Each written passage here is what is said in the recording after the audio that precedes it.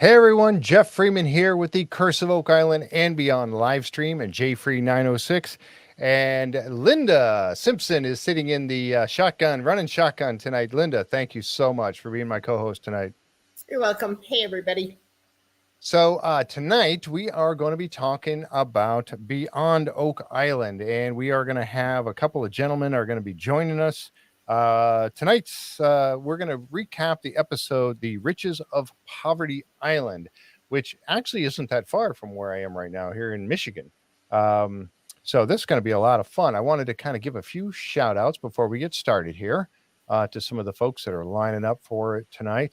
Jeff's in the house. Jeff, glad you're here. Jackie, Christy, Paula. Oh my gosh, quite a few people already showing up here. Mary.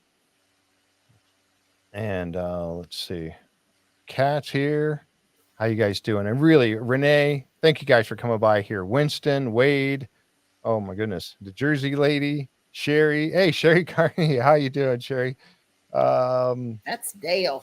Is that Dale? Why is he got her? Why is he using her account? AO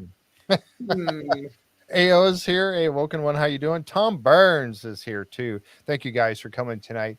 We are going to have a great show lined up for you, but I wanted to say, if you want to help support the show, we have our Patreon channel. It's patreon.com. There it is, jfree906. We have several patrons out there, and I tell you folks, I appreciate each and every one of you so very much. Unfortunately, it does cost a little bit to put the show on. I try my best I do cover all the cost on that, but I do appreciate all the help. I really, truly do, and I thank you guys so very much. It is a definite big help to maintaining all of this. And Dale said he's in disguise. There you go. Yeah, don't forget about the fundraiser, Christmas Daddy's fundraiser at the christmasforthekids.ca that he's got going on. He talked about that a little bit the other night. Or the other day, actually, we did a little noontime update. So that was really cool.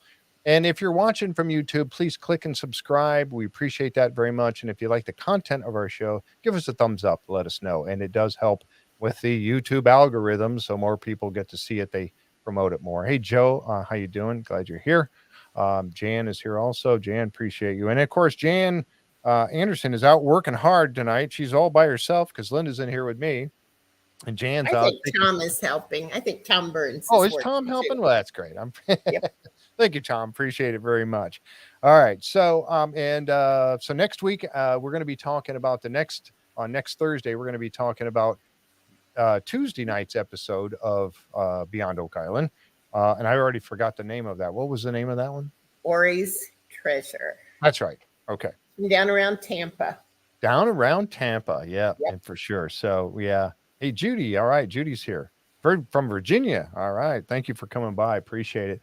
So, so we've got a couple of special guests, and it's always nice. Jan goes out and gets our special guests for us.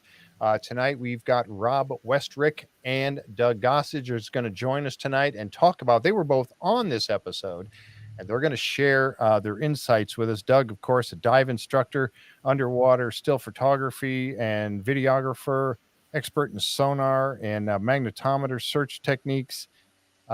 Certified over 1,000 individuals for diving, and just the list goes on and on. These guys have such a background. We'll go let them talk about that a little bit. Of course, Rob, you guys know Rob. He's a professional marine archaeologist, a master's degree in marine history and nautical from the East Carolina University.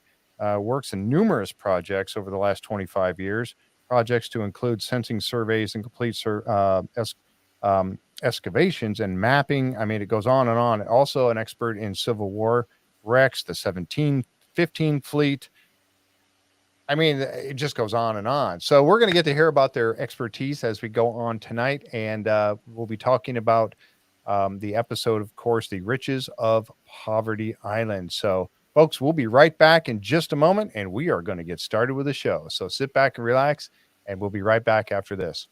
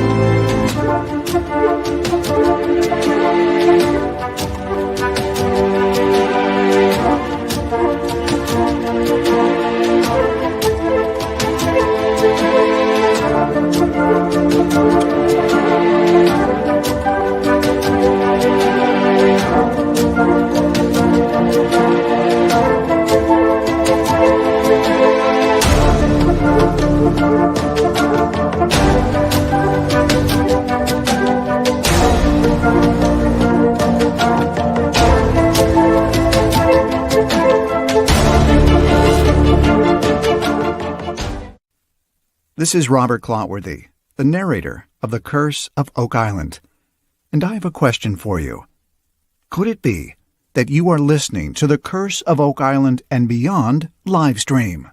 This is a top pocket find, mate, for sure.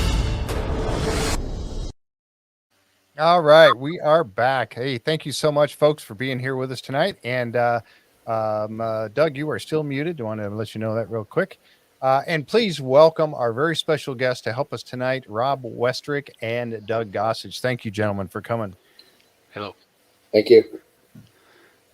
So we have this episode that I tell you, Linda and I, and actually all of us in our group, have been talking ever since they had the first episode of Poverty Island aired. Was that season 1 or was that season 2, Linda? Was that 1? It was season 1, I believe. I think it was, yeah. And so they went out to Poverty Because we Island. thought that this episode was going to air in season 2. It was supposed to. Oh, was it really? Oh, okay. All right. So they went out and they put down the, they had Mr. Arnold out there. Was it Abbott? I'm sorry. Abbott was out there and they put down that scanner that was looking at all the stuff on the ground and all that. Came up kind of empty handed. But, you know, we talked about this and we discussed the fact that it was such an interesting concept, a thing that they were looking for. And most of us wanted to see him get back out there and look at some more. I mean, there was more. It's like we needed more to the story. And there was more, and there was a lot missing. So now, finally, we got to see that episode, and it was called The Riches of Poverty Island. And you gentlemen were there. And thank you for coming on. It's great that you would come and join us to kind of take us through this a little bit. Before we get started, though, I wanted to say, for those of you who may not know who Rob and Doug are, I'd like to have you guys just kind of give us a little background. I know I kind of read from your accolades of all these things, but tell us a little bit. Rob, you want to start? Just to kind of tell us a little bit about what you do and why your expertise was needed on the show. Oh, I'm a professional marine archaeologist. I was, shipwrecks was something that I'd been fascinated with ever since I was a little kid.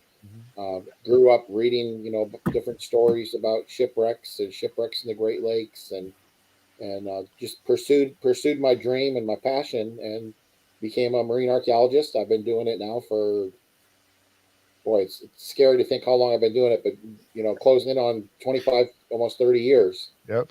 And I've worked on different shipwrecks around the world, and, every day is different, and you never know from one day to the next what you're going to be working on. What a neat, it's so awesome that you get to do this. To look for shipwrecks. I mean, most of us just dream about something like that, and you get to live it. That's so awesome. Mr. Gossage, tell us a little bit about Doug. I mean, what brings you to the whole the TV show and your expertise? Well, I worked with Rob on a couple of different projects in the past, and I think Rob had a lot to do with me being involved in this episode. But my background is straight out of college. Actually, kind of cut college a little short. So a couple of years of college, it was a little too slow paced for me. I just didn't want to have a job. I wanted to have a job, but I didn't want to work for somebody. So I started a dive business with my dad in south area of Chicago, with south suburbs. I don't want to say Chicago. And we ran that, the two of us, for a long time, and taught a lot of people, and actually did a couple of cool expeditions way back then, in ancient Indian burial mounds and a lake in Wisconsin, and I actually had some good results finding some stuff there. and looking for Navy airplanes in Lake Michigan with a sonar system that we bought, and it just kind of spiraled. It just kept going and going and going, and then any kind of ship, any kind of history that's underwater just interests me. So I honed my skills with the instruments, and have thousands of hours, hundreds of miles of dragging stuff through the water, and Yep. and have gotten, I think, pretty good, top of the game, I think, with what I do. Yeah, absolutely. And I tell you now, when Marty and Maddie, when Marty has something that he has people to go to now, and he knows he's worked with Rob before, he's worked with you before, but now you guys bring so much to the table. I mean, you're probably on a speed dial, I would think, when it comes to this kind of stuff, and that's awesome. Um, so that's I noticed that during the episode, and I'm going to jump into some of the pictures here. And folks, the people who watch the show, they know I love to go through my pictures. I'm going to kind of get us started with these, but we're going to just let Doug and Rob do most of the talking here. We're not doing 60 pictures. No. I only got about 45. No. But let's go. I just want to get this started, and then we'll just let it go where it goes. So, Riches of Poverty Island, and the guys start off with talking to Robert Krepke in the war room, kind of going over this a little bit and discussing about what they're going to do going back to Poverty Island and looking around there. Last time they were, I think, was it over on the south side of the island that they were looking, or Yeah, they were on the south side by the lighthouse. Right, exactly. And so this time, it was decided to go and look in a different spot. And I'll let Doug kind of describe that or talk about that here in just a minute. But they wanted to go and look in a different spot for something else that would lead them to the story. So they sat around the table, they got everything worked out. Maddie wanted to go. He's certified diver now. So, he wanted to take part in this. By the way, Maddie's going to be on the show with us on the 16th of November. So you don't want to miss that when we kick off the premiere of, The Curse of Oak Island. But here's the part where, well, I tell you what, before we get to this part, I actually want to talk about with Doug a little bit about why this different spot, instead of looking by the lighthouse, why the different spot around Poverty Island. Do you mind? Yeah, help us understand Yeah. how Okay. that came about. All right, it's kind of a funny story, I guess. They had contacted me originally, the production company, to entertain the thought of doing a show on a ship or a few ships that I found on in a different site in the Keys. But we talked about this and the last time I was on, and there's some trouble or problems there because it's in the Florida Keys National Marine Sanctuary, and there's so many restrictions. And I said, I could take you out there. We can only hand fan, and we're probably not going to uncover anything. It's all electronic. That is the reason why I know they're there. And I said, I'd really have to have the final say even on what you were showing. And that didn't fly, with the top dogs there. And that's understandable. Yep. So it was quiet for a little while, and then I got the wonderful guys. I thought what are they called, Rob? Not the executive producers, but they're the ones that do all the work, really. On the site. Kudos to them, man. I would like to have their batteries because they went from sun up to well past sundown. And they were. Yep. They were on the phone. They were running around. They worked their butts off. So you don't see that, of course. But they were saying, hey, they're gonna want to go back there, and they were looking for since I live in South Chicago area, south end of Lake Michigan, and I have a lot of diving history from the 70s and the 80s there. Right. They started out asking me if if I could lead them in the right direction to somebody up there in that area. And I said, gosh, it's so barren. I really don't know very many people up there, but I'll try. And I did, and I made calls, and the emails going back and forth. And I said, I'm sorry, I'm just not coming up with anything. And then they said, well, we need somebody, an instructor, somebody that will, be able to kind of help newer divers and do a survey. And I'm thinking to myself, well, that's me, but I didn't offer that. Yeah, I didn't offer it. I just, and they said, and so he says, and by somebody we mean you. I'm like, well, why didn't you say that in the first place? I could have saved myself a week of calling people and trying to locate a dive shop up there. And so actually I was the dive shop. So I wound up loading my truck up with tanks and wetsuits and all kinds. It was a traveling dive shop. So they asked, well, we'd like to do something there, but we're not quite sure what we want to do. I said, well, I watched the episode, and it was great technology, and the sector scanning sonar was real clear, and those guys were great. They were not in, you can't find what you're looking for, 5 chests of gold with a sector scanning sonar that are probably going to be busted up after, almost 100 years. And or we don't know the size of them, the chain, the growth over it. It's just not the right tool. Well, what's the right tool? I said, well, it's a tough one, because it's a small target. I said, so what we should probably do is go after a bigger target. I said, it made sense to me when I was watching that show. If they ship supposedly snagged those chests and then that ship sank, that ship is near the chests. Yes. Maybe, if that's what happened, right? So, all right, this ship broke up in the storm, but it's still a ship. It's still got pins and pieces and stuff that I can detect. That's what I've worked at. I don't find the easy ships that are all intact, and I'm bored with that. That's too easy. Like I got bored with college. That was too easy. So let's give me a challenge. So we went for the challenge, and I said, why don't we go look for that wreck? Okay, we'll go look for that wreck. All right, so where do we start? I don't know. You tell me, they say. I said, well, you don't have an idea where the wreck's going to be? No, well, let me talk to Rob. And Rob and I talked about it a little bit. And I did a little of my own research and found some legal documents. And I started out kind of way up in deeper water in a big area. And this is typical when you're doing a survey. And then I started, as the more I read, I'm coming down.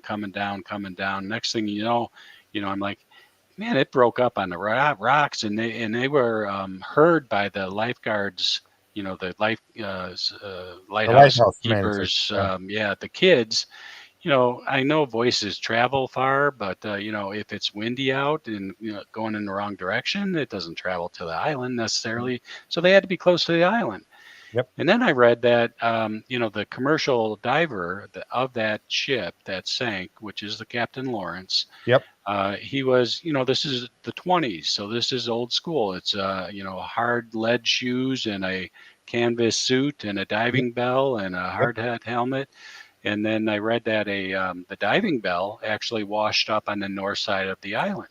Really? I did not know that part. Well, now, so there's Poverty Island, which is the little dot. And then there's above it is another island. I think it's called Summer Island. It actually washed up on the north side of Summer Island. Oh. A diving bell. It's not, not made out of plastic. It's a heavy bell. So and the kids played on it for several summers until another storm came, and it ended up back in the lake somewhere. Oh, I see. I didn't know. I didn't know that either. Wow. Rob is awesome. He comes up with this stuff. So yeah, it's like, okay, it's not on the other side. We talked about that.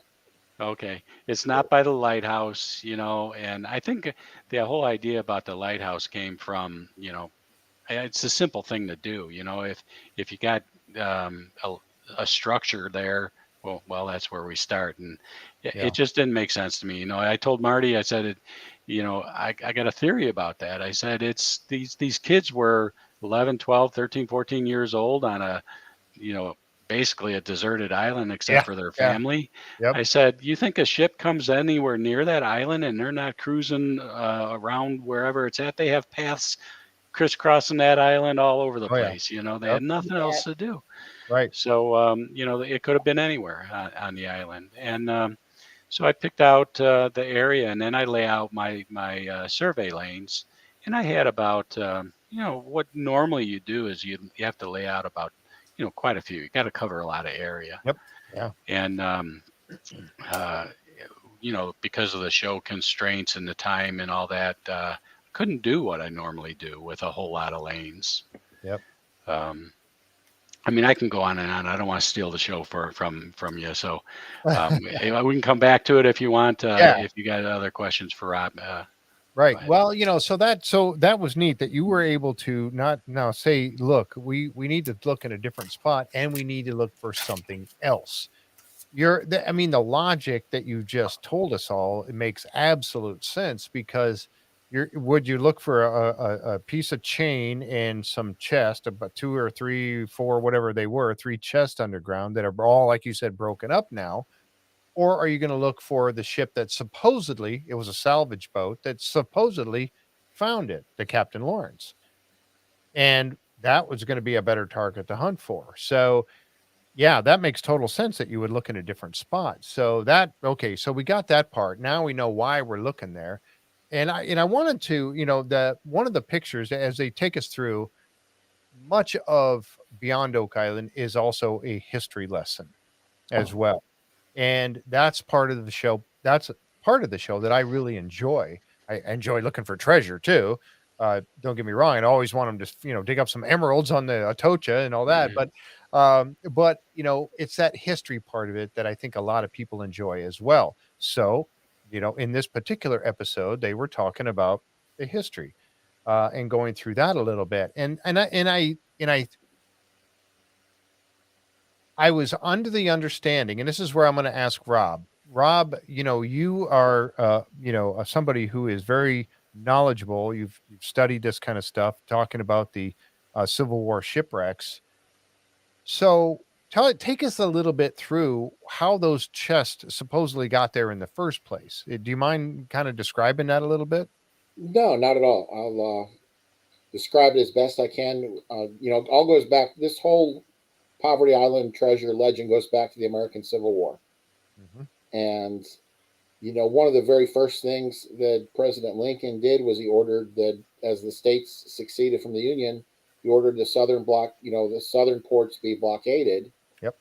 And, during the early stages of the war, it basically was, a blockade in name only. The ships were still coming and going. Mm-hmm. The Union started the war. I think they had something like 90 vessels on the rolls. And then we're talking, 4,000 miles of coastline. You're talking from Virginia, wrapping all the way down the tip of Florida, and then wrapping around, through the Gulf, the Gulf Coast. Yep. So, we've got thousands of miles of coastline, and they had less than 100 ships, and of those, I think only about 2/3 of them were actually in commission. And of those, there was only about 24 that were steamers. So they had the blockade, but the ships were still coming and going out of Wilmington, Charleston, New Orleans, basically no problem. Well, Union started building up the Navy right away. And in a matter of, less than, 2.5 years into the war, that 90 ships that they had was up almost to 700 ships. Wow. So it became increasingly difficult for ships to go through the blockade. More and more of them were getting captured or destroyed trying to do it. And it got more and more, effective to the points where they, basically were sealing these ports off, and then they were capturing them, starving them from within. Because the Confederacy, they didn't have any manufacturing. So everything that they relied on, had to be brought in. Right. Yep. From abroad, whether it be the munitions or, luxuries or everything. Mm-hmm. So you got the war going on. It's, basically by 1863, it's a total flip flop, and these ports are, very sealed off, and you got 10 blockade runners trying to get in, and 1 or 2 of them are making it, which is the exact opposite of, how the war started. So meanwhile, you've got both, Great Britain and France are very, sympathetic towards the Confederate cause. Not so much, for what they were fighting and what they believed in, but more so for what they did for them, which was cotton. There was textile mills in Europe, and they were dependent on cotton. So they would, the blockade runners would take cotton out of these ports, and then they would bring in arms and munitions in exchange for them. Right. And it got to the point where, by 1863, the war's turning. Gettysburg happens in 1863. The fall of Vicksburg happens. The war is starting to slowly but surely go in the Union's favor. And they put out a desperate plea. They need some cash to keep on fighting this war. So they reach out to Napoleon III, the Emperor of France at the time. And he agrees to send them what amounts today to about $4 million worth of gold. Yep. Of course, the ports are all sealed off. So what they do is, and it's kind of a genius way of doing it, they're going to bring it in the back door. Yeah, and I'm going to show the map here that was displayed on the show where they're coming down through the St. Lawrence Seaway. Go ahead, please. Yeah, that's my map. That's your map? Oh, okay. But, yeah, so all the southern ports are blockaded. So they actually, send a ship over, goes into, Canada. They're not, no ports up there are blockaded, but they're going to go down to St. Lawrence River. They're going to go through the canal system into the Great Lakes and eventually make its way to Chicago.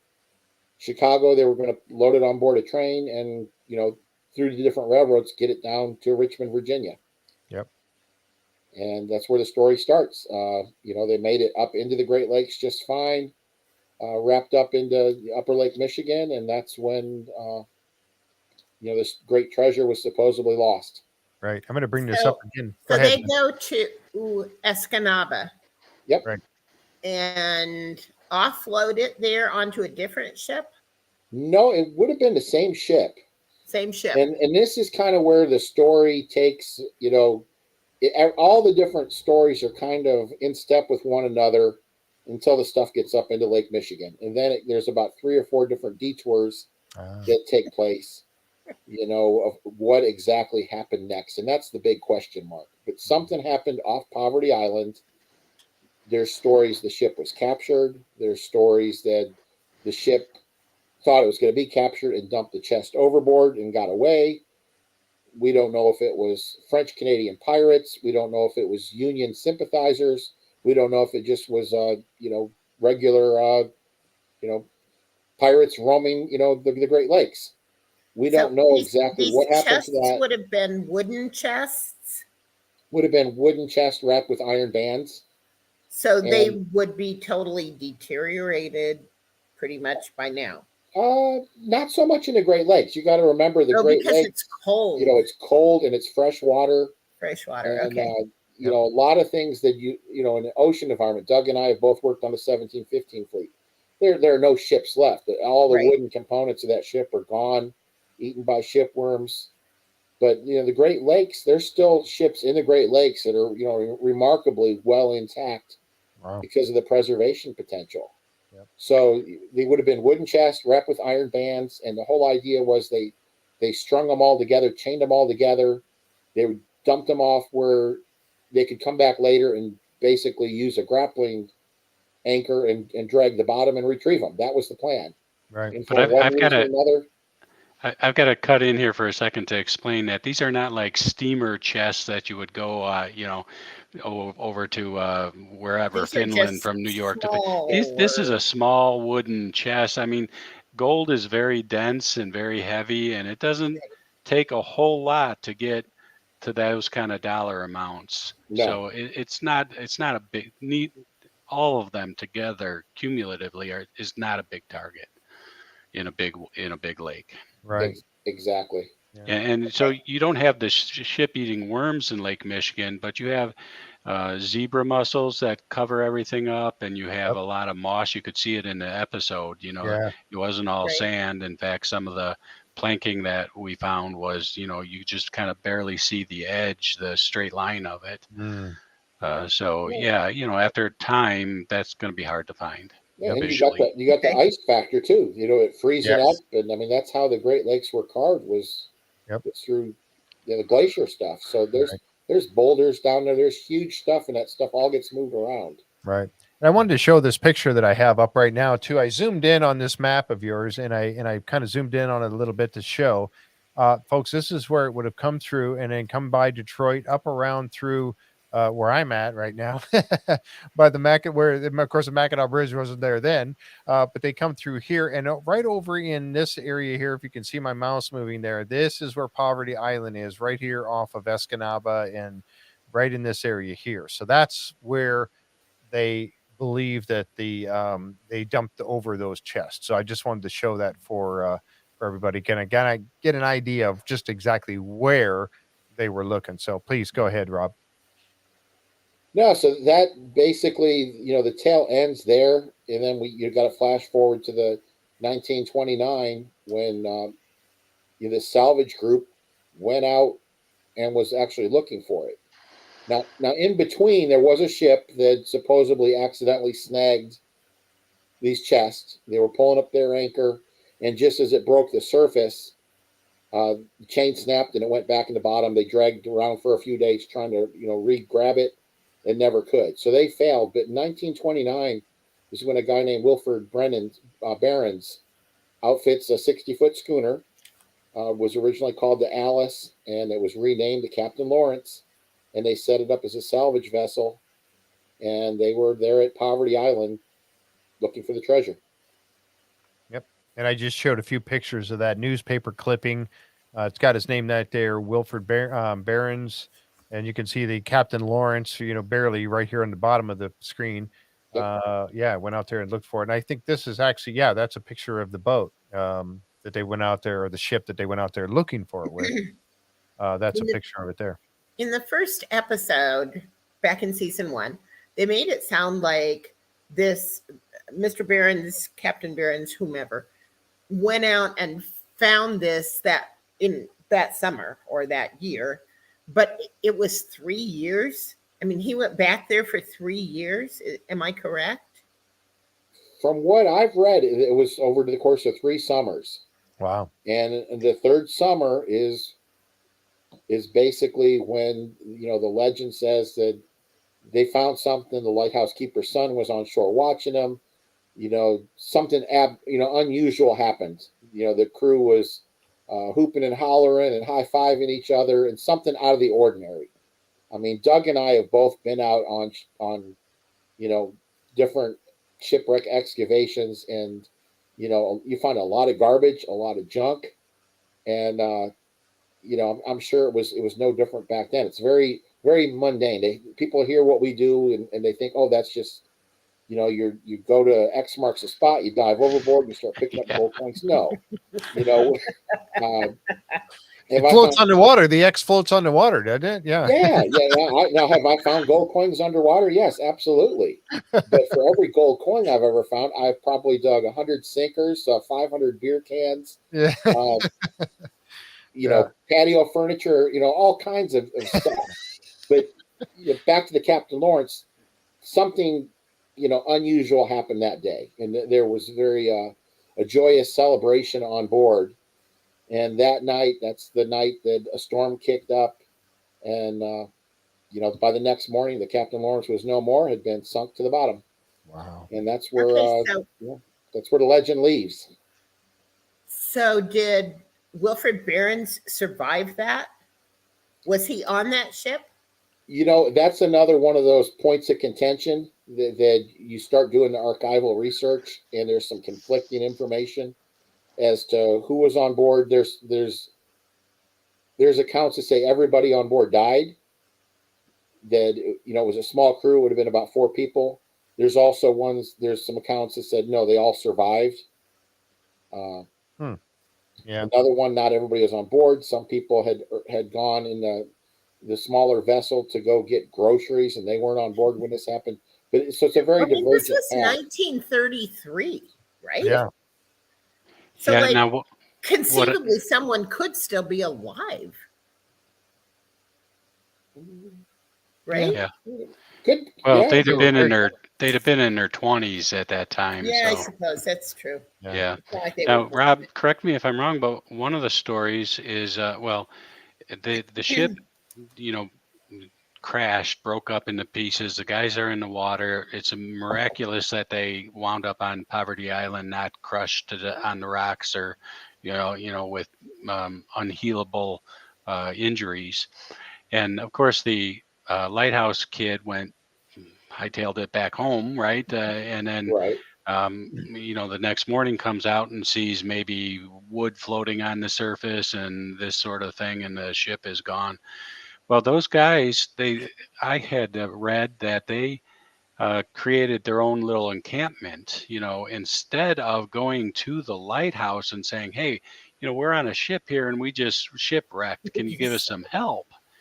So that adds to the mystery, I think. It's like, why didn't they want anybody to know, that they were over there? right. And that they were actually even offered help from the Coast Guard, or maybe to have the Coast Guard notified, and they declined. So I don't know how they finally got off the island, but they didn't want anybody knowing their business. It Wow. seems like. And So, this is where the story goes in four or five different directions, and it's real hard to track down fact from fiction and what's part of the legend, what's part of the myth, what Right. really happened. Yeah. Wow. We're gonna have to get Tom and Henry working on this, Linda. Yep. To dig into it. And I was just showing these articles. There was a couple of newspaper articles, of course. The one talking about these Captain Lawrence in the first place heading out there, and there's a picture of the diving gear that they were using, to go down and all that, to try to search this. And then again, as Rob said, and Doug, they got very excited about it. They found something. It seemed that way, that they were very excited because they found something. And then that night, it shows, here's a newspaper article showing that the schooner was pounded to pieces. So, and it makes total sense that, when Doug told us, why go look for these three small boxes that could very well still be intact when you can look for the wreck of the ship who supposedly found the three boxes. Now you got something more tangible to look for. Now they went down in the first episode. They had put the unit down there to do the scans, and then which was great. It's the imagery is fantastic from these things. But I think, like we were talking about tonight, they needed different equipment, and they also needed to look somewhere else. And the limits of time with the TV production and all that kind of stuff, that limits you very much, obviously, in what you're trying to do. But then you guys get to go out, and so take us through all of that. Now, there was a couple people that were introduced that I've not. Here's one here, Luke Claiborne, a merchant marine captain. And then He you was have, he dove, yes, right? yes, he Luke was did, one of yeah, the yeah. divers. And then, of course, there's Doug and Rob getting ready to get on board the boat to go out and start looking. So now at this point here, you guys were contacted, of course, to go out and have a look at this, as opposed to part of the team that was there last time. So again, it's your show. Take us through what happened for this episode. Well, they had contacted me. I was in the season one, the 17-15 fleet. I was on a couple of episodes. Yep. So I guess they were fascinating happy show. with the job I had done. And during the off season, they called me and asked me, do I have any other, show ideas or any other projects I'm working on? Well, Doug and I have worked together for several years. He's my go-to guy. If I need a survey done, he's my remote sensing specialist. He's the best I know out there in the business. And by the same token, I'm his archaeologist. So between the two of us, we make a great team. Yeah. I have a project in the Florida Keys. He had a project in the Florida Keys. He needed an archaeologist. I needed a remote sensing survey done. Yeah. Marriage made in heaven. Yep. So he came and did a survey for me. I'm his archaeologist. We were going to do the show in the Keys on a site he had found. And like Doug said, it was problematic. You're very restricted what you can do, what you can't do out there. The last thing you want to do is go out there and having a film crew filming you doing something you're not supposed to be doing. Right. Yeah. So, so we really thought it kind of died on the vine. And about 2 weeks later, I got a phone call, and it's one of the producers, and they asked, what do I know about Poverty Island? And I was familiar with the story. I had actually written an article about it in my shipwreck newsletter about 4 years ago, and I said I'd like to go up and do it, and Doug would be the person to contact. So, they ended up contacting us, wanting us to do it. I live in Louisiana now. Doug's up there in Illinois, Indiana border. Yeah, so I actually flew into Chicago. He picked me up at the airport, had everything all loaded up. He had he had a pickup truck, full of, it was a rolling dive store with all of his equipment, Yep. and tanks and everything else. So we drove up together, and that was really nice. It was nice to be able to see Doug and have that, small, 6-hour drive or whatever it was to get from Chicago up there. And we talked about this project and some of the stuff we're working on together. We got up there, and the first day they were going to go out and do the magging. And go ahead, Doug, take it from there. Yeah, so the first day there was really just the crew. The cast wasn't there yet. They were to come later that evening, maybe, or Maddie showed up the first day, and then Marty showed up a little bit later. So the first day, I did some magging on. We went out to the site. I did some magging, and not a whole lot of time. It was just kind of scope out the area, and make sure all the gear was working. And that Captain Larry Barbeau. Yeah, Captain Larry, awesome guy. Picture up right now. Yeah. Yeah, there he is. Yeah, awesome guy, awesome captain. So normally when I go out and I mag, I'm running the lanes off of my computer, and I have all that, that navigation stuff similar to that on my screen. But his cabin was an enclosed cabin where his wheelhouse was, and I was set up on a picnic bench, and Rob was all the way back in the starboard stern corner, keeping an eye on the line. So that was different. We had to figure out, I had to get him coordinates of the start and stop of every lane, and he had to enter them in his own Garmin or whatever it was he had it up in his thing. But not a lot of the guys, he's a professional captain. So, but not a lot of people, can run a straight line, at a slow speed, with wind and towing something behind you. So kudos to Larry too. He did an awesome job. If he's listening, why do anything with him again like that as a captain.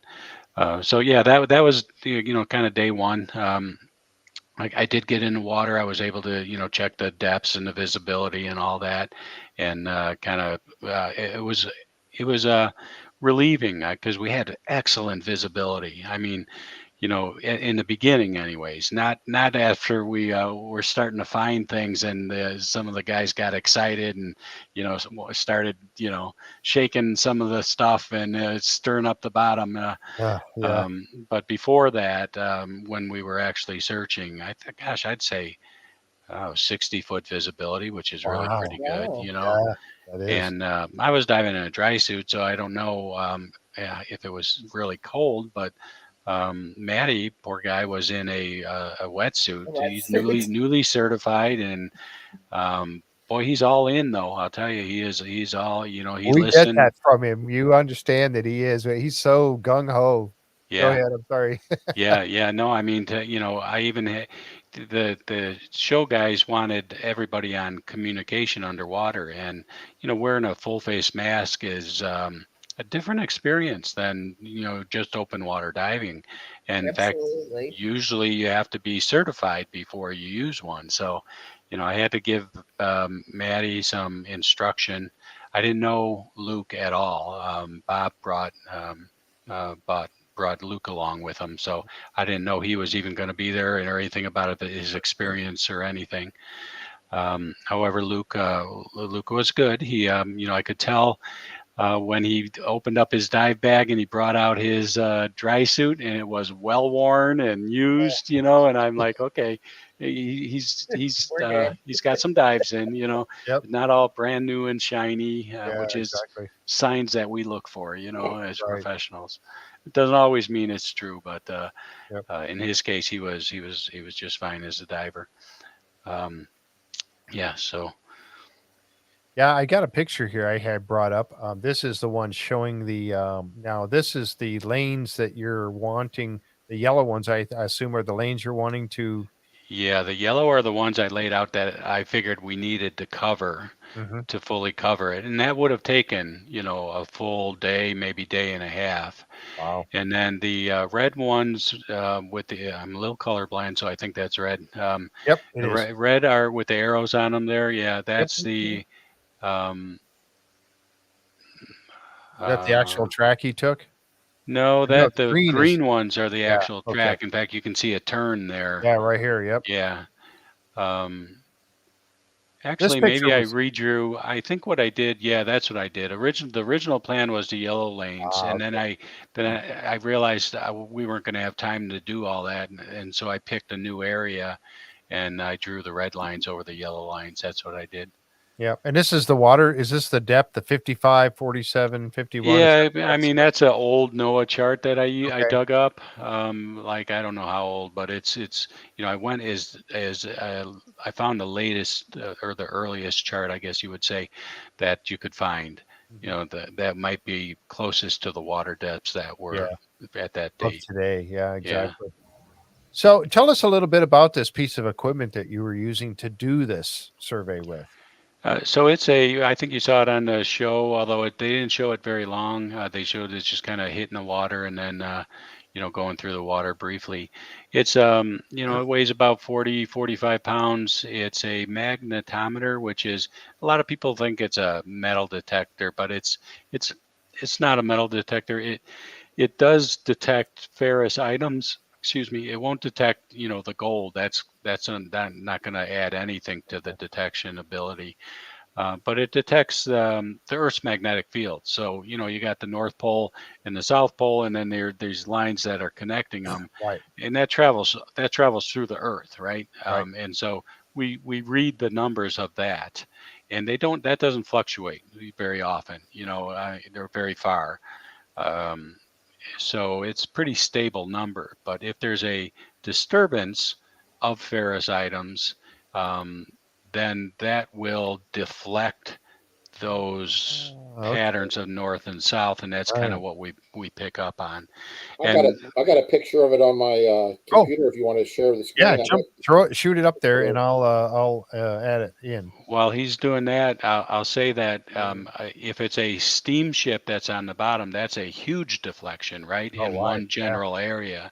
But a ship like the Captain Lawrence, a wooden ship with a not a steam engine, it had gasoline engine on it, and a diving bell, and it had iron as Right. part of it. That is not all in one deposit either. It's not like it was torpedoed and it just sank right there. It hit the rocks and it floated around and it hit the rocks again Right. and it floated. So it's a very dispersed pattern of iron, and that's what's difficult. Right. That's what's the real art, and what I really have worked at over 10, 20 years at detecting those items, and that's why we had our success. Wow. And that's something too, I'm glad. Thank you for explaining that, by the way, because I thought it was kind of like a metal detector myself. I really Yeah. had that idea in my brain that that's how it worked, but I had no idea that it worked off the Earth's magnetic fields and looking for deflection. I did not know that. So that's Yeah, very so interesting. you can pick up bigger areas. A metal detector has to send out its own Yeah. signal Yeah. down, and then it reads what it's coming back up. So Right. this is different. Different technology altogether. I've got one Yeah. more. Did you find that, Rob? Yeah, how do I actually share my screen? You should have a share button down there at the bottom, or share or present. Is there a present? I think they Present. changed the name of It it now. says It says present present. I don't see it. right next Right to the next, X. Hold on, let Leaves. me, next to settings.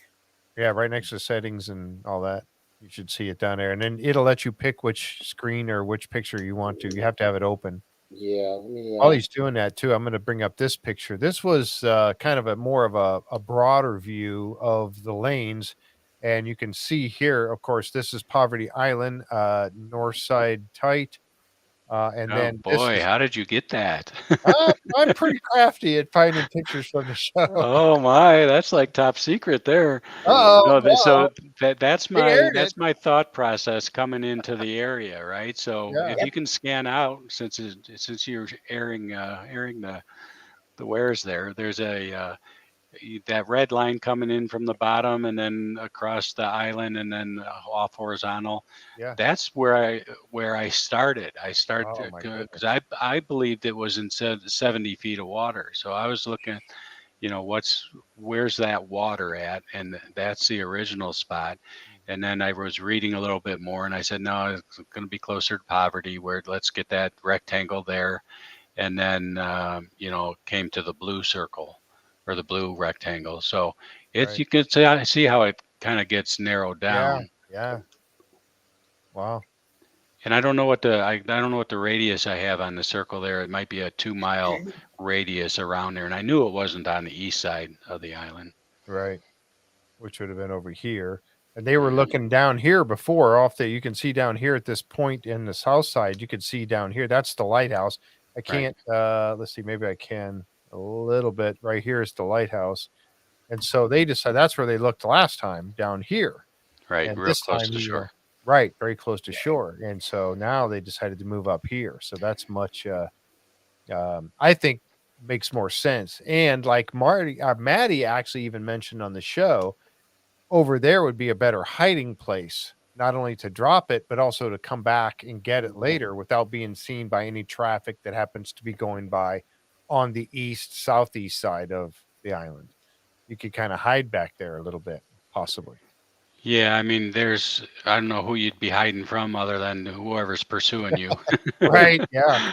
Well, if you want to go back and get it, you don't want the Union to find you. So, yeah. Right. So you could kind of hide back there. It makes sense, but interesting. So, any luck there, Rob? I go to settings and it's just showing like my. No, not your camera. settings. It should be under the word present. When you click on present, Okay. and then it should say, okay, it brings up some options of what you want to look for. Okay, I see it. Okay. Got it? Okay. Yeah, I do. And then once you select it, it'll pop up for me to bring it up on the screen for us. Okay. There you go. If you can see that. If you can see No, my I screen. don't. I don't have anything yet. Nope.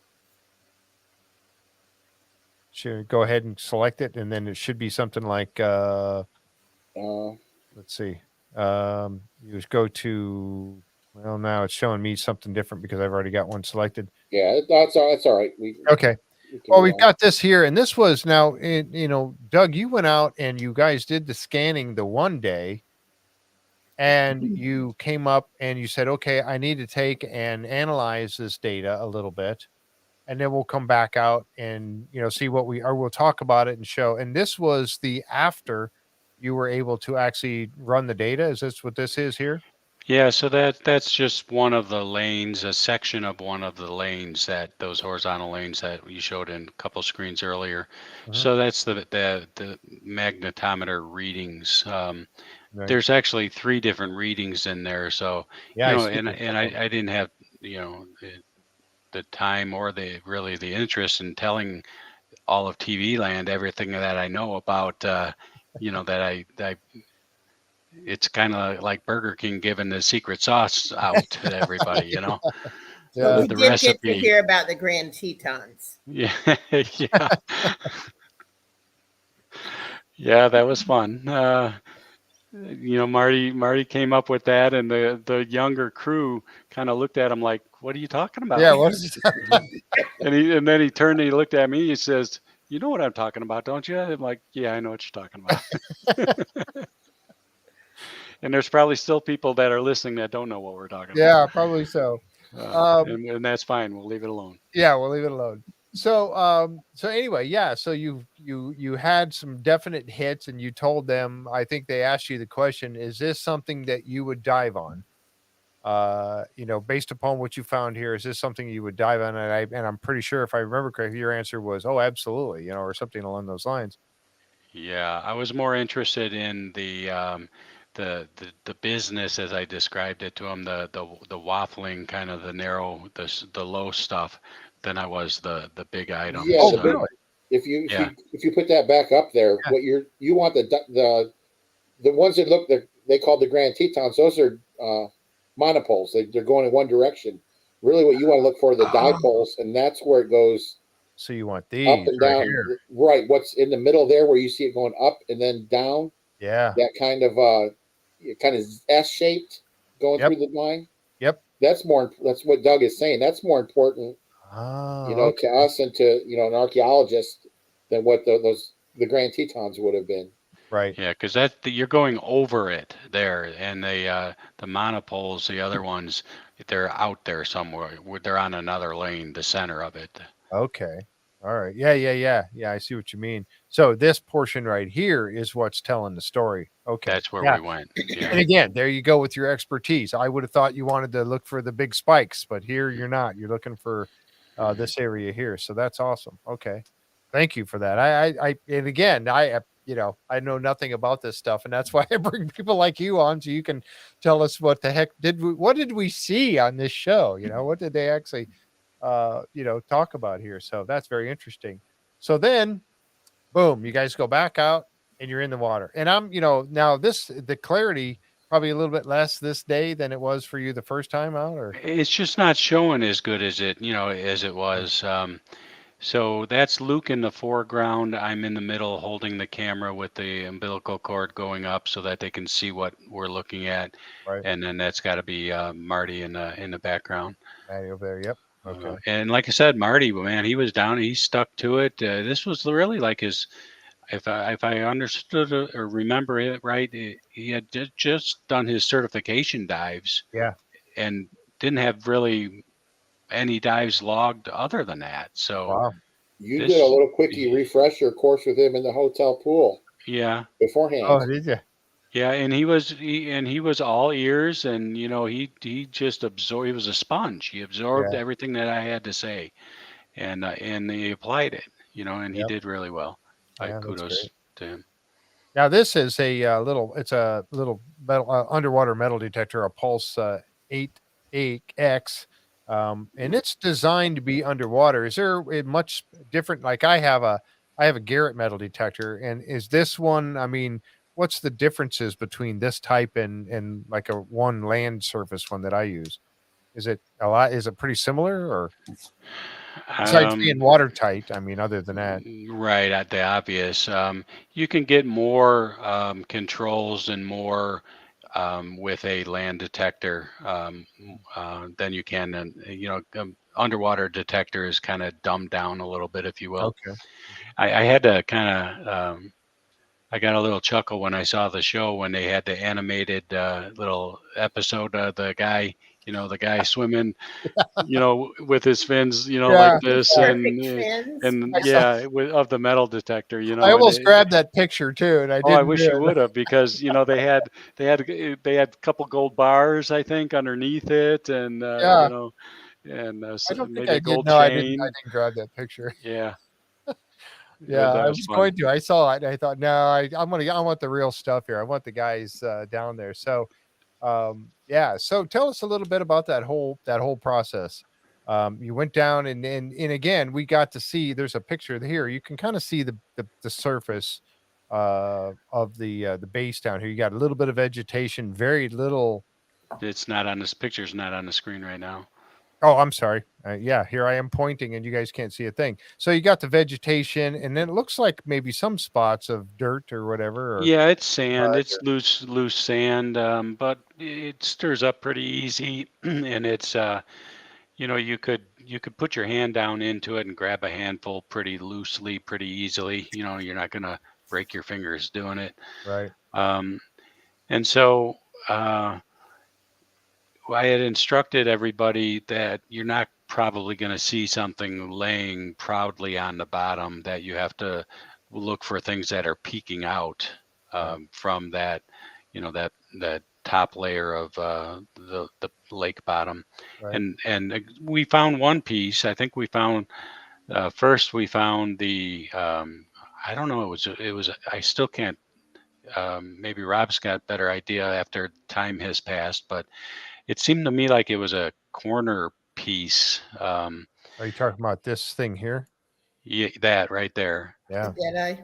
Um, Yeah. One of them yeah, up on top, they called it a dead eye, but again, I don't know what that. I don't see a dead eye there. Do you, I Rob? didn't either. Yeah. So Some sort of a, yeah, you do have an iron, and I don't know if that's the iron. It seemed like the iron rod that was going through it was a little bit higher. Yeah. Um, There's one back here behind it. You can see. there it is. Yeah, Yeah. that's the one that I saw. Yeah. That's like 2.5 feet long. And Yep. wow, I hadn't even really seen the other one. So that's probably is something that was sticking up above the the sidewall of the gunnels, and would be something that, as when it was a sailing ship, the lines would have been tied off to it. So Makes sense. Bob was along the right line, not Rob, but Bob, when he said something about a dead eye, but I don't see a dead eye there. So yeah, that was that was exciting seeing that, because Oh, that's a absolutely. substantial piece, and that was on, I'm pretty sure, the first dive. And the second dive, I think, is when the other piece was found. Yeah. I don't have real good pictures of it, but I think this is it right here in That's front of not you. it. No, that's a no? branch Okay. or That's the something. tree Yeah. branch. Yeah. So that's the wood. You can see the corner there. That's a plank. Yep. Um, and Somebody Rob said it said, was about 20 to 25 feet long. yeah, when I first saw it, I was, of course, just going by what was visible, and it looked like about 10 or 15 feet long. And then as we started fanning, the surface of it so we can see it, and I think Luke went around all the way to the other end, and he started moving it, and the definition and the length of it started to come out. Stirred it up a little, stirred up the bottom a little bit, but you know. For a brief moment, I could see that it was definitely much longer, 20, 25 feet. So, you don't find boards like that. It's not a deck board. It's 2 inches thick, probably. It Yeah. had the holes in it. And I thought it was a deck planking, but Rob corrected me on that and said, because of the holes and the hole spacing, right, Rob? That it was that's right. probably a hull plank. Oh, okay. On the outside of the ship, making up the whole of it, actually. Okay. It would Following. have wrapped around, and you could kind of estimate the length of the vessel based on the distance between those, the nails that would have gone through there. Right. Because they would have been going into the actual ribs. Correct. They would have been going Okay. right into the framework. So, Okay. Wow. And that would give you an idea of if you could get the spacing on those, then you could kind of, and I guess that now the thing that we were told, watching the show, that you weren't really able to get a distance between them, therefore not being able to really tell how big this particular Yeah, ship we was. weren't expecting to find anything like that, so nobody had a tape measure, Oh or yeah, right.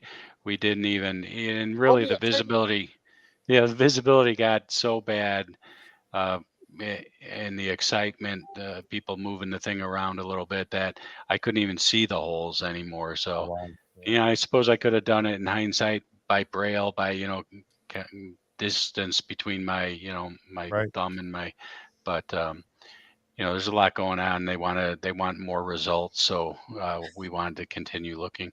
Yeah, I Right. got to say, when I saw the show, I got the impression myself, and if I wasn't there, I would have believed that the dives were actually very, very short, and they weren't.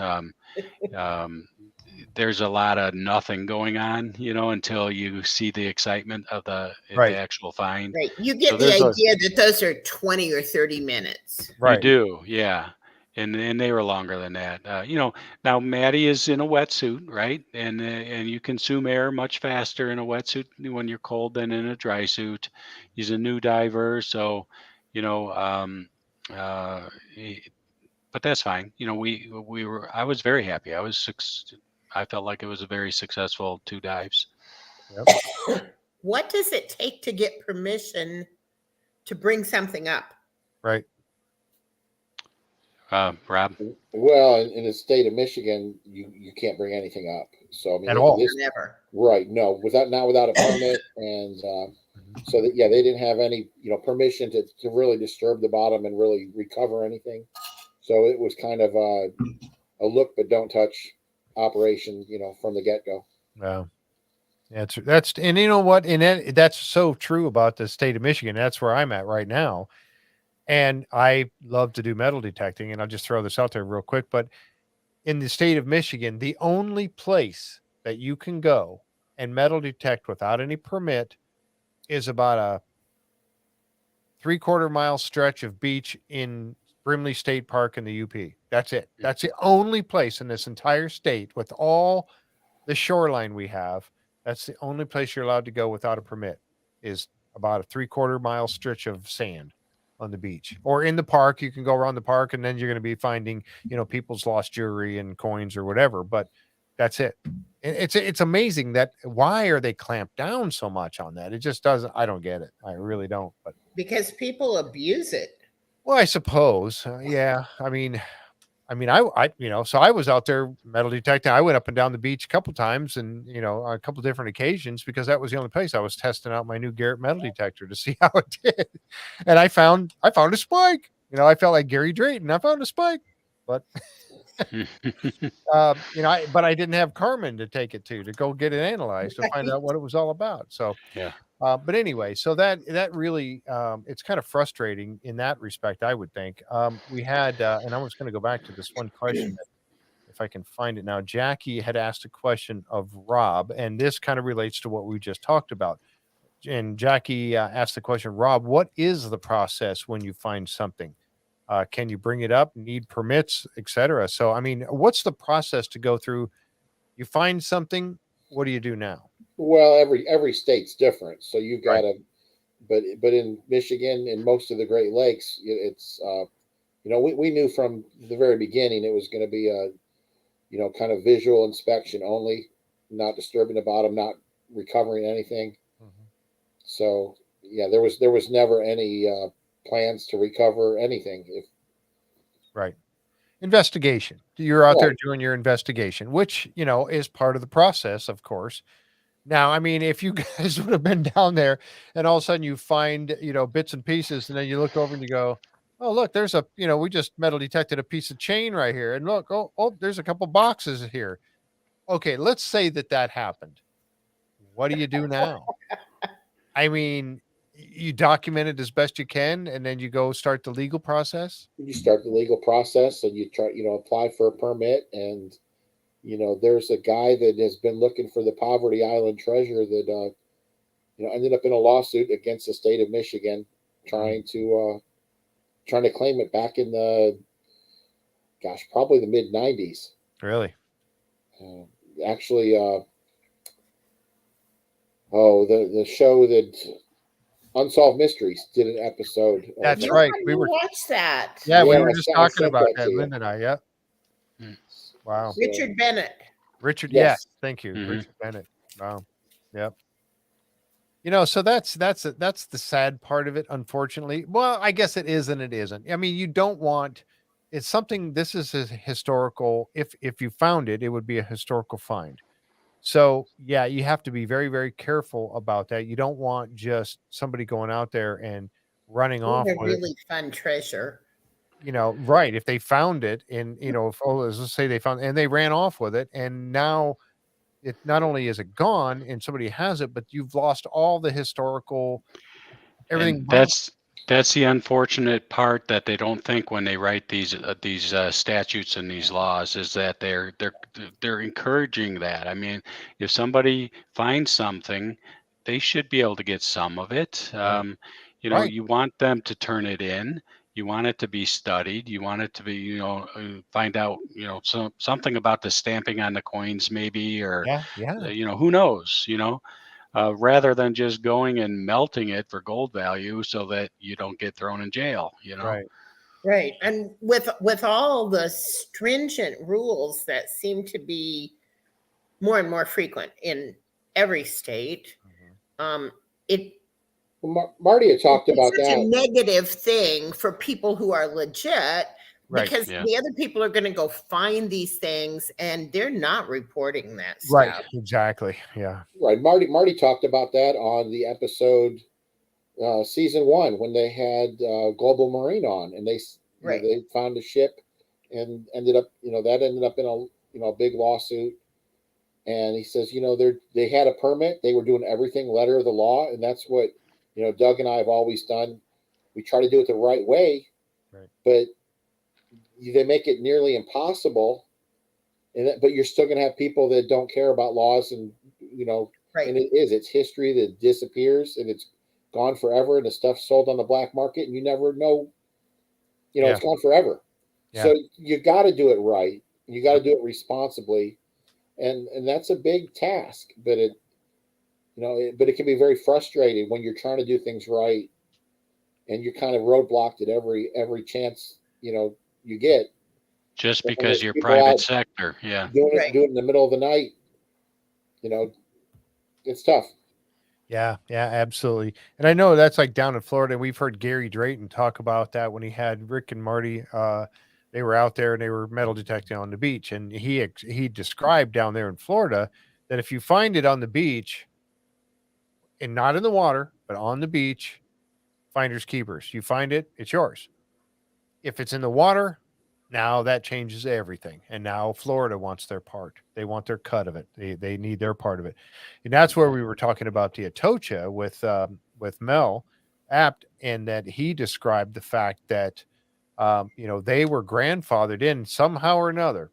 His grandfather, Mel Fisher, was able to secure the Atocha to themselves. They were able to claim the entire thing and the debris field and everything. And now everything has changed since then. That will never happen again, where they can get that kind of, right to a wreck, I guess. Is that a good summation of what that's all about?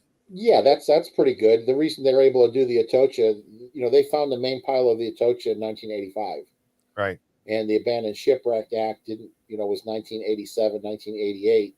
Mhm. So it's pre-Abandoned Shipwreck Act. So there's kind of another set of rules and regulations, and they're grandfathered in under the old rules. But if you were to go out and find something today, it'd be a big mess. Yeah. And Yeah. Yeah. Yep. Somebody said they missed what it was called. Yes, Poverty Island. The episode was called The Riches of Poverty Island. And that's where they were looking, was right off, just off the I was going to say the coast or the beach of of Poverty Island Sure. on the north side, the shore. Thank you, of Poverty Island. So I was just going back and looking at some of the questions here, and most of the questions are saying, what if you find it, then what do you do? Most of the questions were all about that very thing. How far off the tip of Garden Peninsula is Poverty Island? I don't know where Garden Peninsula is. Jeff, you have to know that because that's a Michigan thing. Well, Garden Peninsula, I think, is right there by Escanaba, if I'm correct. And you guys, Hope, what's the name of the town where you launched? Fairbanks or Fairfield? Fairport. Fairport. Fairport. That's it. Yeah. And I Fairport. think that's right there. I think Garden Peninsula, I think that is Fairport. If I remember correctly, I'd have to look that up, but I haven't spent much time over there. I have been to Escanaba many times, but yes, I'm just going back and looking at some of the questions here. Beyond Oak Island. Oh, somebody asked, when is Beyond Oak Island aired in Canada?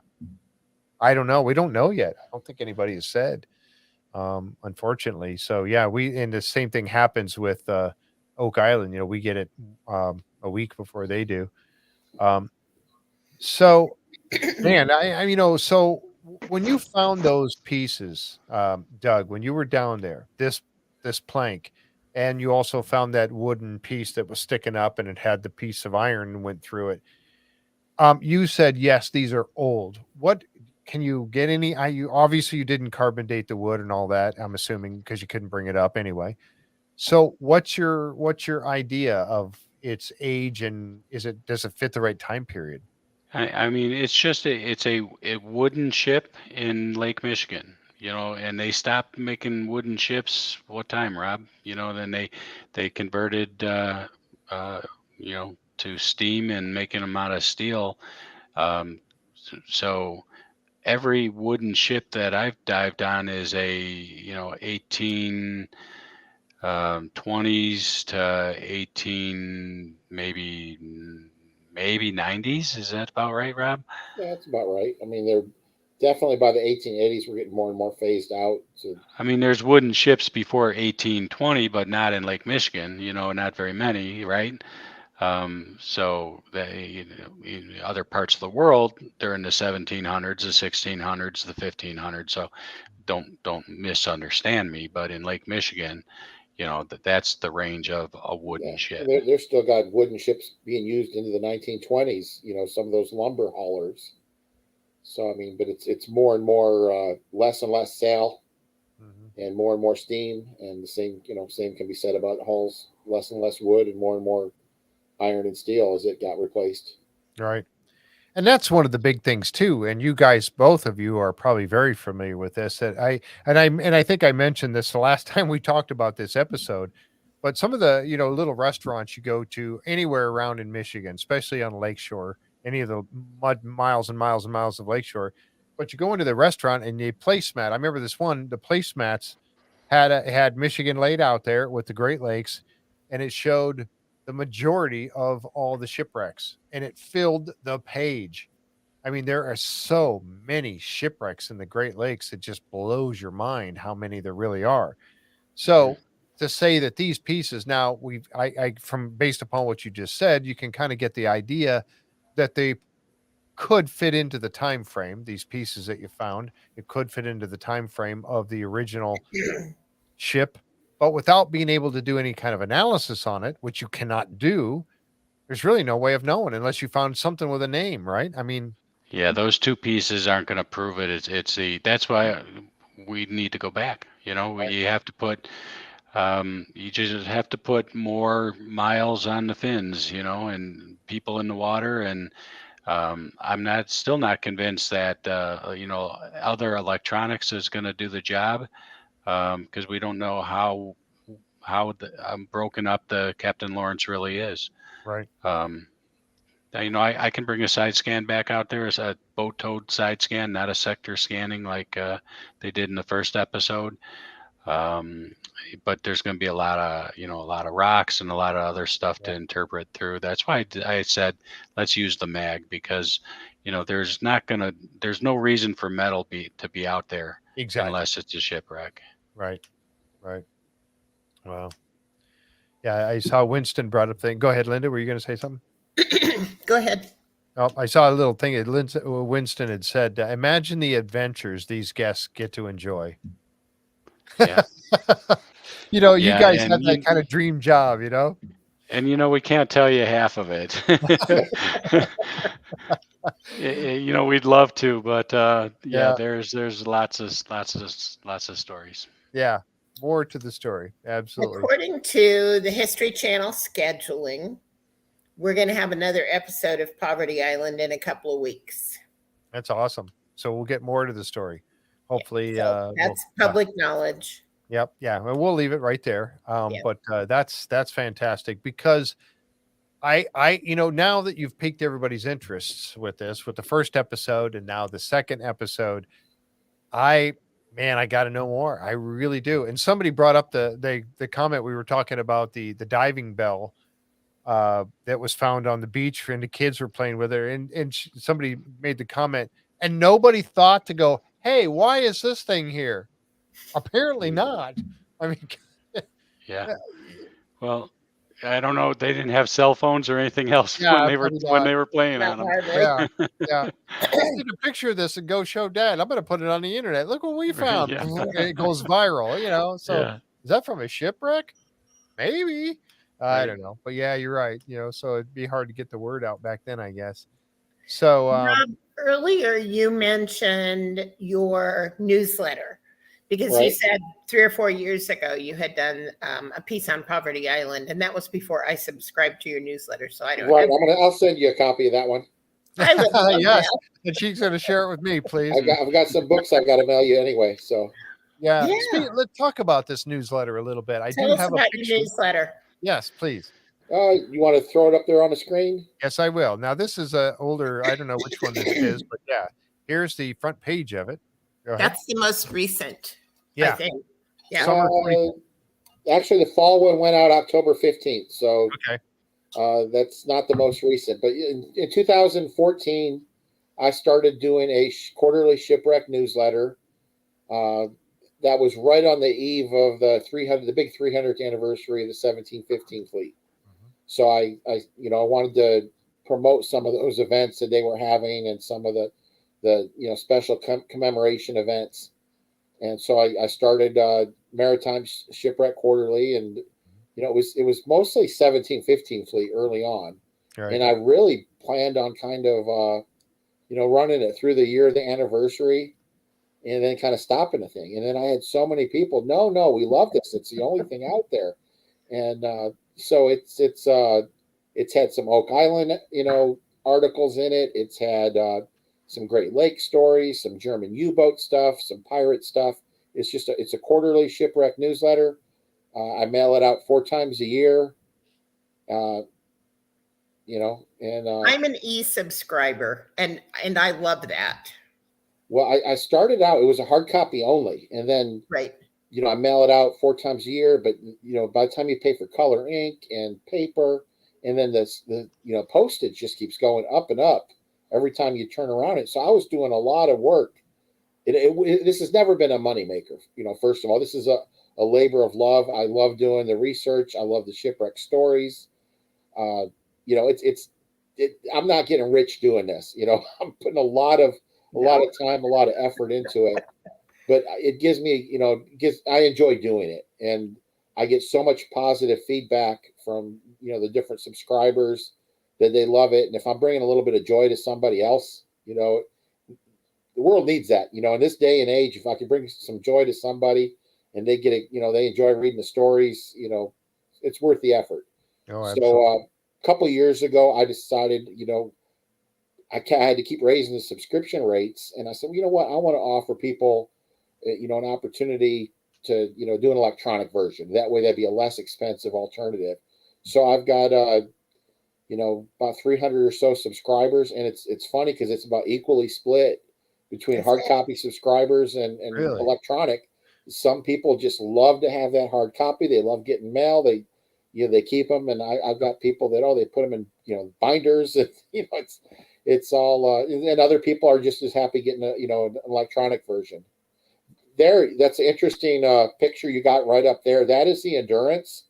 That was Shackleton's ship that they found, and that is why our episode did not air back in March like it was supposed to air. Really? We got bumped that week. Our Riches of Poverty Island was supposed to air, I think, March 22nd. And that is the week that they found Shackleton's Endurance, and we got bumped. They had Lawrence Fishburne did a special on the Endurance for the History Channel, and our episode got bumped, and it never aired. And Doug and I were kind of, starting to worry, is it ever going to air? We talked to a couple of the, junior producers, and they're like, no, they love the show, and they loved our episode. But what the History Channel likes doing is, having one of your best episodes kick off the season and one of your best episodes end the season. And that way, it gets renewed for the next season. Right. So they had said, when we got canceled and they didn't run our episode, it was probably going to be one of the early episodes to kick off, season 3. And that's exactly what happened. We were episode 2. Let's see. Now, people have asked about how much is it or where can they find it, and I did not have a link available. What's the best? Go ahead. I'm more than willing to share my email address, and I think it's on the bottom right here. Is it on it's on the last page. If you can zoom in on bring that, this back up here. Okay. Shoot me an email. I've got the subscription, and I can't zoom into it, but I'll type it in the chat here real quick. It's Robert Westrick at hotmail.com. Yep, just my first and last name all run together as one word. Nothing in between, just Robert Westrick at hotmail.com. And if you want to, if you just want to talk shipwrecks, shoot me an email. Okay. I love talking about somebody this else put stuff. it in there too. So that probably was Jan, I would imagine.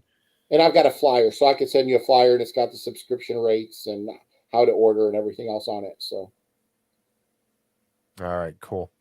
All right. So, wow. I tell you what, this has been fascinating, guys. I've absolutely enjoyed this. And this is exactly why I like to do this show and have you guys, the guests, people that were on the episode to come on and share with us. And as I mentioned before, we get to see so little of the actual show or what you guys were doing out there. And so to have you come on here and explain it more detail to us was fabulous, absolutely fabulous, and such an interesting show. I can't thank you both enough for coming on and sharing with us. This was phenomenal. It really, You're truly welcome. was. I hope we get to see you guys again this year. Yeah, yeah, I do too. We'll see. We'll see. I hope Yeah. so. Yeah, I really do. And I told Rob this before. Rob, your next find, man, obviously it's going to be in your newsletter, but come and tell me, and we'll do a special episode of the Curse of Oak Island and Beyond. We'll have you on, Doug, you too. We'll bring you guys on to talk about your latest and greatest things that you're doing, because like I said before, most of us, me included, I would love to do what you do. And I just can't. I'm doing what I'm doing. I love what I'm doing. I love doing this. So when you guys are out finding great things, let me know. We'll bring you on and we'll get it out to the world as much as we can. If well, you'd I'm like the waiting on episode, my invite to go up to Oak Island, because that does have a maritime element to it, Oh, and some of the I've got some ideas for up there. So let's go. So maybe we'll see you on the Curse of Oak Island. Yeah. you never know. I was telling you before we all went live on the air to everybody.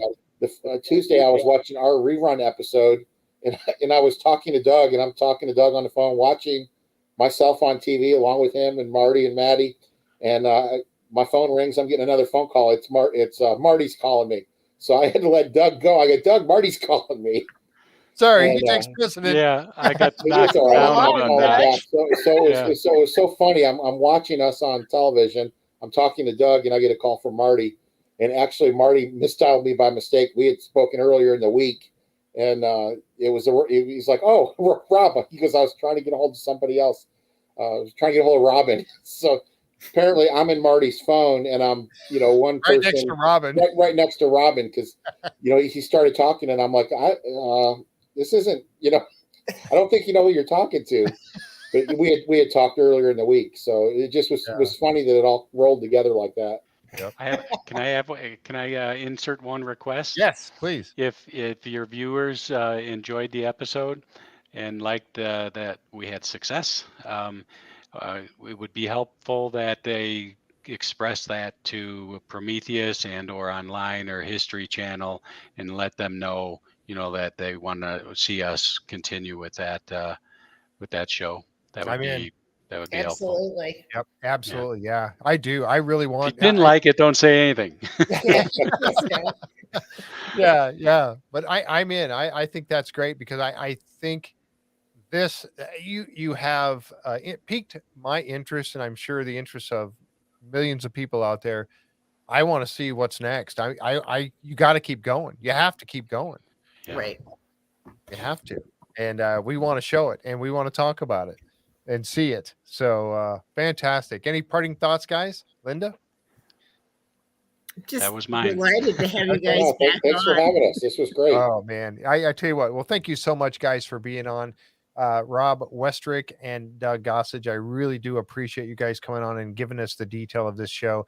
It was absolutely fantastic. Linda Simpson, thank you so much for being You're co-host very welcome. for the Beyond stuff. We're having a great time with it, and I love having you up here as a co-host with me. And folks, thank you for being here with us. We had a very nice crowd tonight watching, and of course, this will be out on YouTube to watch over and over again, or more people to catch it. Give us a like if you like the content of our show here tonight, and don't forget to click subscribe and click on that notification bell so you know right away. I guess it's kind of sort of working sometimes, to let you know when we have new content coming out. So again, thanks folks for being here. Thursday night. Yes, next Thursday night We will do Ori's Treasure, we will have several guests. We will have 3 guests, including Joe Zika Yep. and Mike, and I can't remember Mike's last name because I haven't met him yet, and Dr. Aaron Taylor.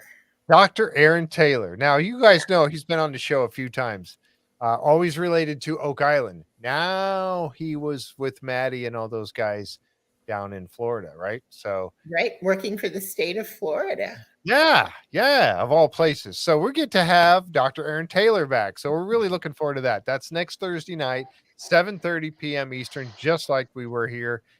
Catch you guys here next time Right. on the Curse of Oak Island and Beyond live stream and J-Free 906. Everyone have a great rest of your night. We'll see you next time. Bye-bye now. Thanks again. Thanks.